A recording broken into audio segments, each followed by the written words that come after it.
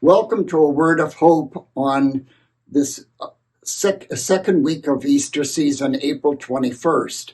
I had to do a little walk on this morning because I'm having some technology problems, so please bear with me. I'm a bit of an amateur.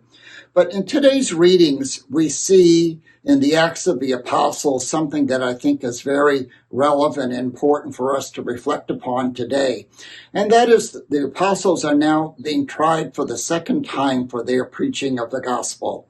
And the rather famous and prominent Pharisee Gamaliel is advising the religious leaders not to persecute them because, like other human movements that they have experienced, soon it'll go away. Once the leader dies, the movement dies as well.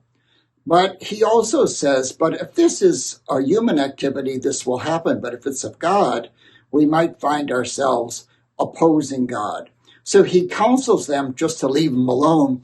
They don't accept that counsel. They beat them and advise them not to preach anymore. And the disciples rejoice that they have been able to suffer for the sake of the gospel.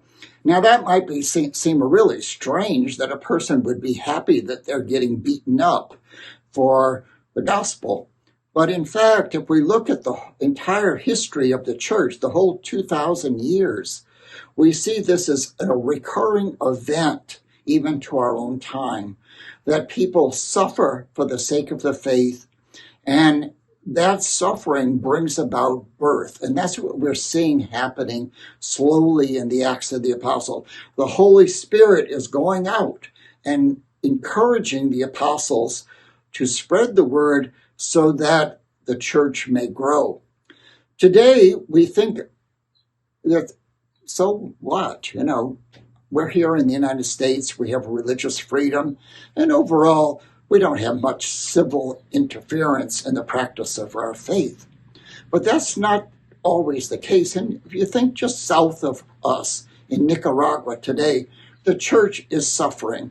Our bishops in prison, the Sisters of Charity of Mother Teresa have been expelled from the country, as other clergy have been also forced to leave the country because they have stood up for the dignity of people, the freedom of religion, and the works of compassion in front of a government that doesn't cherish those values.